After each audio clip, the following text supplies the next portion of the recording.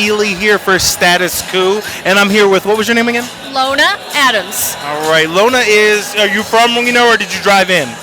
No, I live in Sparks next door. But I'm a new resident of Sparks. I've been here 2.5 years. Okay, 2.5 years, so newer to the valley. So can you tell me a little bit about what drew you in to come see Warren tonight? She's been my hero for quite a while. We have a lot in common. We're close in age. I am a teacher as well, so I've really appreciated how she has stood up for teachers in the past. And I am 99.9% sure I'll be supporting her. I do think Democrats have other viable candidates, but I think she has more. I think she has more support and more potential to beat Donald Trump. And you said the Democrats have other viable candidates. Who do you think those are? I personally like several others. I get offended sometimes when some of my Republican friends say, "Oh, you're just going to vote for a female Democrat." No, that's not what it's about. Well, even beside the point, like, let's assume you were. We've had 44 dudes. So, like, maybe it is time we got a woman in there. You know what I mean? Like, there's nothing wrong with that argument. So I don't like that argument at all. And it should be about policy anyways, first and foremost. But that's a fair argument for you to make. Exactly. I think Kamala Harris is a viable opponent. I would also think that Cory Booker is a viable opponent, although there are a few things with both of them that I don't necessarily agree with. But if you look at the overall policy proposals, I can get behind Elizabeth before I can get behind anyone else. What do you think about some of the more progressive candidates, like, say, a Tulsi Gabbard or Bernie Sanders? I support Bernie's ideas. I do believe, though, that we need someone a little younger. I think I wish we could take Bernie and Elizabeth and roll them together, but that's not really possible. I think he is. Elizabeth's only, 7 years younger than Bernie? Yeah, but 7 years in the White House is a long time. So I think Bernie is a viable candidate with great policy ideas, and I do believe that he and Elizabeth work well together and share ideas, versus I don't see that kind of cooperation among very many Republicans at all. Yeah, definitely. Even quite a few Democrats, such as Joe Manchin, votes with Republicans more than he votes with Democrats. There's a list of them, the Blue Dog Democrats and whatnot, who might as well be Republicans. And then some folks that are farther to the left, such as myself, would think that these people they have no business in our party. I was wondering, because you're a more centrist person compared to my viewers, based on what you've said. I was wondering what you think about Nancy Pelosi's leadership right now and her decision not to impeach. I don't support that at all. I lived in the Bay Area for 42 years. Nancy has positive attributes, but I do not support the idea of sitting and waiting. I think he's done more than what is ample to write up for impeachment charges, and I don't support her leadership on that topic at all. And then what about recently with the new budget that came out? They basically gave Republicans all the money that they needed so that they can go ahead and continue the internment camps in exchange for telling Congress what they're doing. Do you think that was a fair trade at all? No, I don't think it's a fair trade, and I think the members of Congress on both sides need to step up their game and stop being afraid. Either do the job or get out of the way and let someone else get in there who will do the job.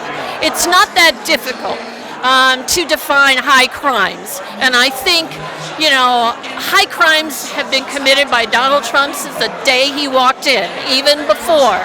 And I don't see what it is that they think they're waiting on.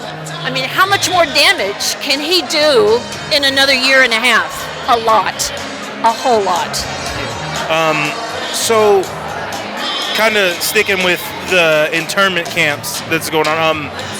Recently, there's been kind of the right wing has done their normal trick to kind of pivot the conversation and say and make the debate about concentration camps, about calling them concentration camps instead of actually dealing with the issue. I was wondering what your thoughts were about that. I am not to the point where I can call them concentration camps, but I am to the point of saying thousands of people have had their human rights violated. And like this week, when the UN has to say something publicly about United States actions, I find that repulsive. I mean, that screams volumes.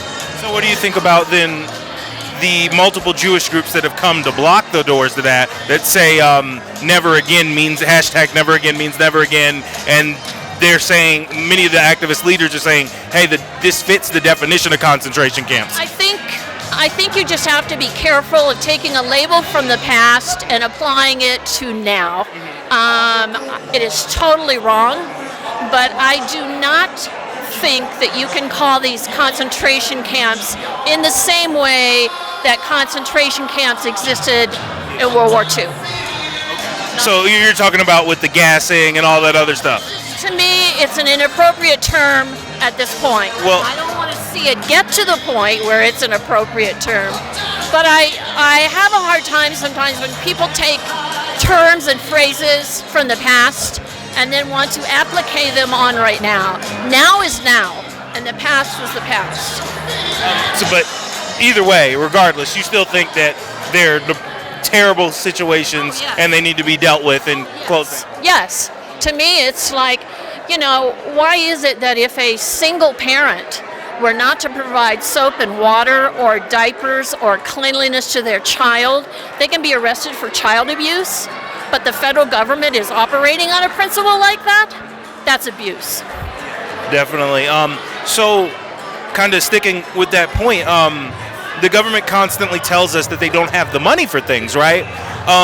One of the fun facts we found out recently was that it costs $800 a day per person to keep them in there. Now, realistically, if the issue was about money, because that's what they made the issue about in the Congress, they could have easily put these people in a Holiday Inn Express, for a whole family, for much less than one person. It's lining more corporate pockets. That's exactly what it is doing.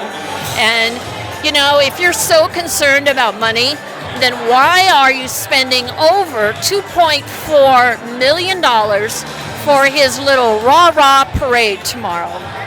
That's $2.4 million. That would buy a lot of toothbrushes and a lot of soap. At the same time, though, the Democratic Party establishment has given way more money for the camps to them. So do you feel like Nancy Pelosi and the Democratic leadership may be kind of complicit in that? I think there are far too many people who try to judge the political wins and blow with the political wins because they want to stay in office, they want to keep those benefits, and I think the whole thing needs to be turned around. We talk about them as our leaders. We need to get back to talking about them as our representatives, not our leaders. The people are the leaders, and the final say is with the people. I'm really glad that you just said that, because the one thing that I keep telling folks over and over again, and I'm reminding folks, and even Elizabeth Warren said it on the stage up there, the women's suffrage movement happened because they pushed the president. Freeing the slaves happens because they pushed the president. The New Deal happened because they pushed the president. Civil rights happened because they pushed the president. Now, a lot of people, progressives, some of the really far left, and some socialists, DSA members, make the argument that Elizabeth Warren may not be the candidate versus Bernie Sanders because Bernie had a literal army of 1 million volunteers on his first day.